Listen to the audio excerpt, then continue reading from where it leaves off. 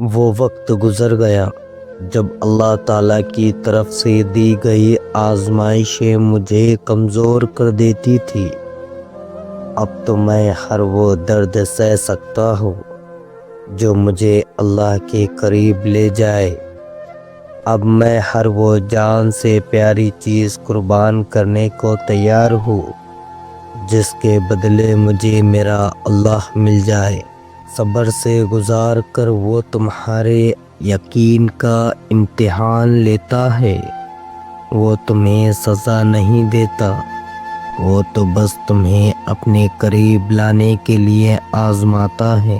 اور جب آپ کو لگے کہ اللہ کی مدد، اللہ کا جواب نہیں آ رہا، تو اپنے صبر کو مضبوطی سے تھام لینا، کیونکہ آزمائش جہاں برداشت سے زیادہ ہو جاتی ہے وہیں سے کوئی نہ کوئی معجزہ ہو جاتا ہے۔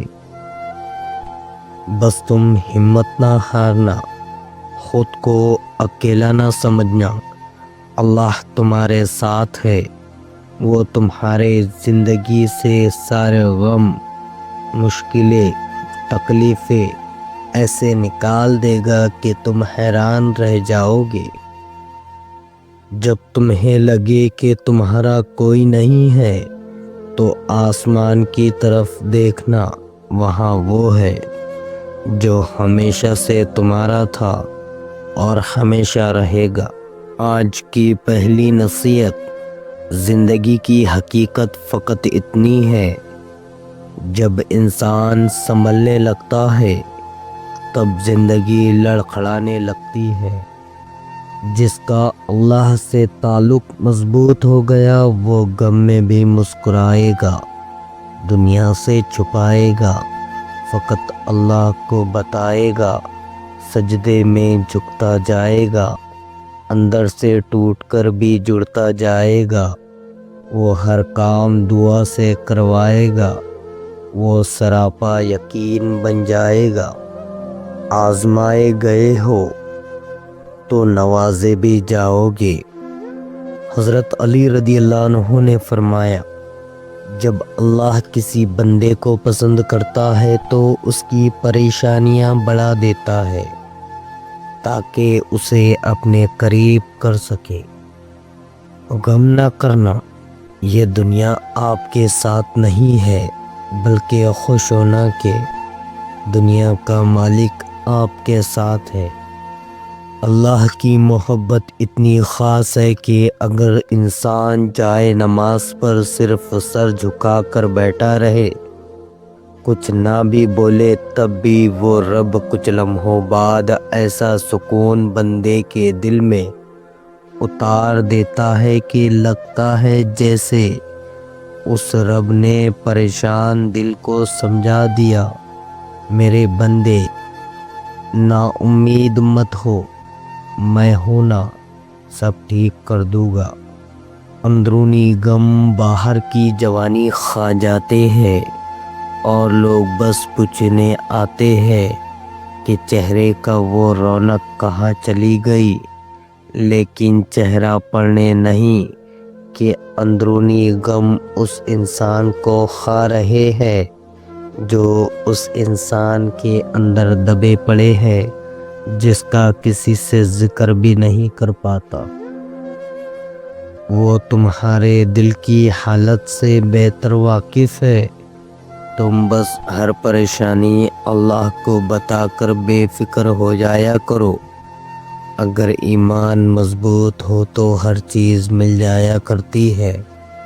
میں جب بھی پریشان اور بے سکون ہو جاؤں، اللہ پاک کی عبادت کر کے ایسا محسوس ہوتا ہے کہ میرا اللہ مجھ سے ہم کلام ہو کر کہہ رہے ہو کہ غم نہ کرو، میں ہوں نا۔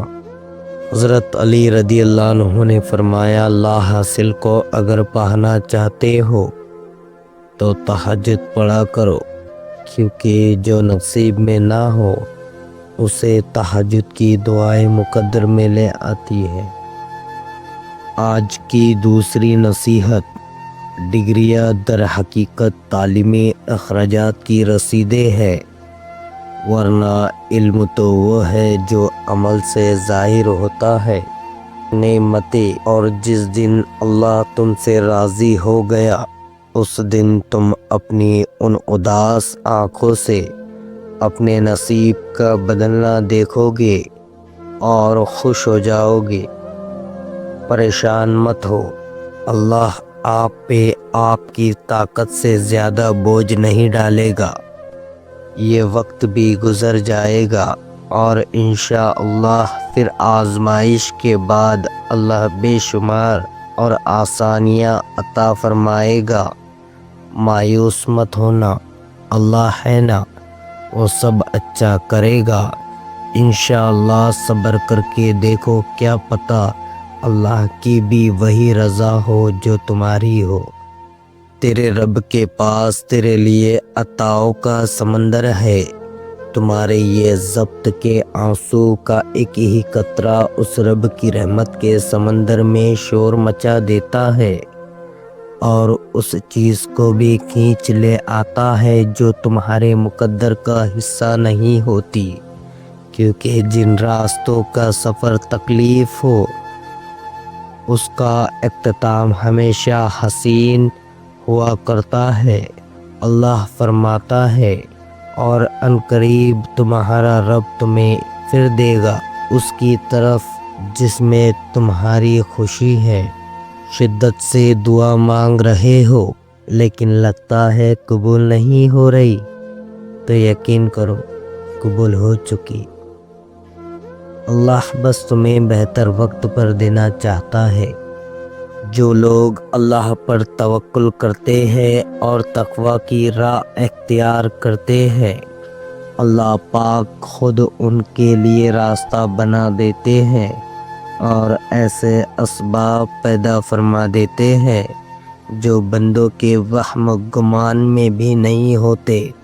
بے شک اللہ رب العالمین مسبب الاسباب اور بے حد مہربان ہے۔ سورہ یوسف ہمیں سکھاتی ہے بیمار صحت یاب ہو جاتے ہیں، مشکلیں آسان ہو جاتی ہیں، غم خوشیوں میں بدل جاتے ہیں، کھوئے ہوئے مل جاتے ہیں، اور بے شک سب کچھ اللہ رب العالمین کے حکم سے ہوتا ہے۔ ہر انسان کے ہاتھوں تمہارا ٹوٹنا اس لیے بھی ضروری تھا کہ تم جان سکو کہ اللہ کے سوا کوئی اپنا نہیں ہوتا۔ گھبراؤ نہیں، پریشان نہ ہو، نا امید نہ ہو، وہ تمہاری ہر صدا سن رہا ہے۔ تمہارے آنسو اور اس کے لیے بہت قیمتی ہے، وہ بہت جلد تمہاری دعاؤں پر کن فرمائے گا۔ یہ دیر فقط تمہارے صبر کا امتحان ہے۔ جب آپ مشکلات میں ہوتے ہیں تو اکثر آپ سوچتے ہیں کہ اللہ کہاں ہے۔ یاد رکھیے، امتحان کے دوران استاد ہمیشہ خاموش ہوتا ہے۔ جس چیز کی تمنا کرتے ہو اس کے لیے دعا کرتے رہو۔ ممکن اور ناممکن صرف انسان کے دماغ کا تصور ہے، اللہ کے لیے کچھ بھی ناممکن نہیں۔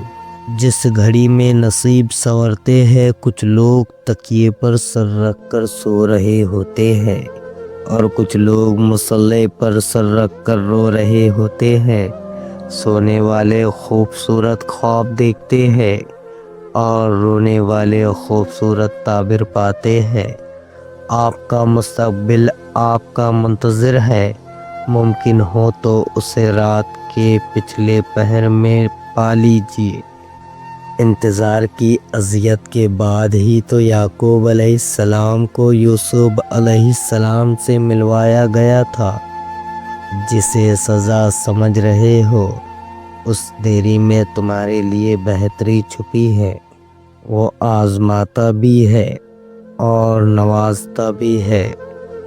اس کا ہر انداز بہت خوبصورت ہے، کیونکہ وہ رحمان بھی ہے اور رحیم بھی ہے۔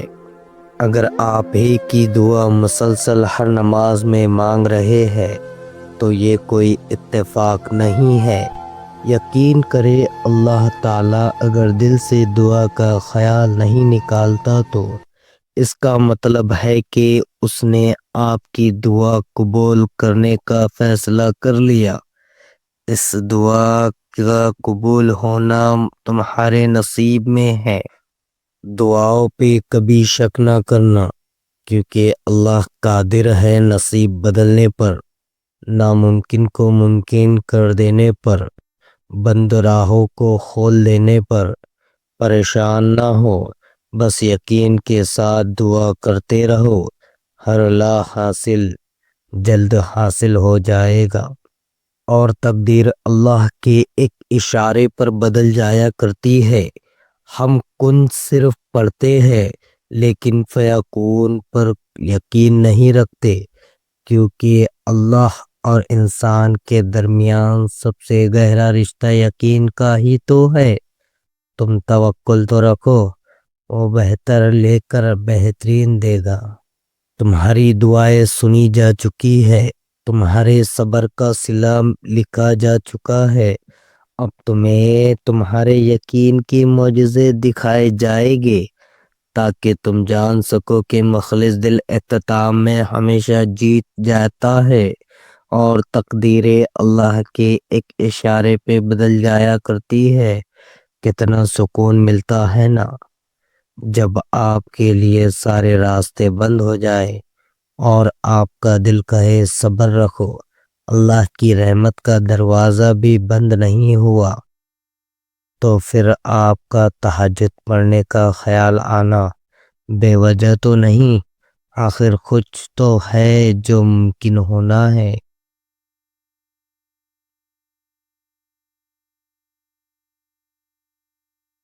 زندگی میں ہمیشہ اکیلے چلنا سیکھو، گر جاؤ پھر اٹھو، پھر گر جاؤ پھر اٹھو، لیکن کبھی بھی دوسروں کا سہارا نہ لو۔ جس دن اکیلے چلنا سیکھ لیا، سمجھو زندگی کی ہر ہار تمہاری جیت ہوئی، اور تم سے مضبوط انسان اس دنیا میں کوئی نہیں ہے۔ اپنے بچوں کو بھی سکھاؤ، بچے جب تک گریں گے نہیں انہیں تکلیف کیسے محسوس ہوگی، اور وہ آپ کے بغیر کیسے اس ظالم دنیا کا مقابلہ کریں گے۔ نہ تو تیرے رب نے تجھے چھوڑا ہے، نہ وہ بیزار ہو گیا۔ اللہ ہی تمہارا پہلا سہارا تھا، اور اللہ ہی تمہارا آخری سہارا ہے۔ تم کتنے ہی گناہگار کیوں نہ ہو، کتنے ہی نافرمان کیوں نہ ہو، جب بھی تم اسے پکارو گے وہ تمہیں جواب دے گا۔ تم پلٹ آنے میں دیر کرتے ہو مگر وہ دیر نہیں کرتا، وہ بس تھام لیتا ہے اور رحم فرما دیتا ہے۔ وہ وقت دور نہیں ہے جب تمہیں تمہارا رب اتنا دے گا کہ تم راضی ہو جاؤ گے۔ میری زندگی میں سب سے بڑی تبدیلی تب آئی تھی جب میں نے خود کو سمجھا لیا تھا کہ جو چیز ہماری نہیں ہے وہ ہمارے ہونٹوں کے بیچ میں سے بھی چھین لی جائے گی، اور جو ہماری ہے وہ دو پہاڑوں کے درمیان سے نکال کر بھی ہماری جھولی میں رکھ دی جائے گی۔ اور بس میں مطمئن ہو گیا کہ بے شک اللہ کے فیصلے ہماری خواہشات سے بہتر ہوتے ہیں۔ اللہ پر چھوڑے ہوئے معاملات پر اتنا پریشان نہیں ہوتے، وہ قادر ہے، وہ اپنا کام مکمل کر کے رہتا ہے۔ قبولیت کا وعدہ کیا ہے تو وہ پورا بھی کرے گا۔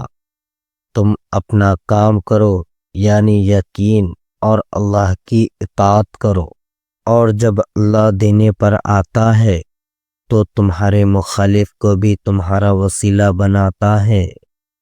وتوکل علی اللہ وکفی باللہ وکیلا، اور اللہ پر بھروسہ کرو، اور اللہ ہی کارساز اور کافی ہے۔ کبھی کبھی انسان لڑتے لڑتے تھک جاتا ہے، پھر آخری امید رات کی تنہائی میں تہجد کے سجدے میں آنسوں سے اللہ سے باتیں کرنا ہوتا ہے اور دل ہلکا ہو جاتا ہے۔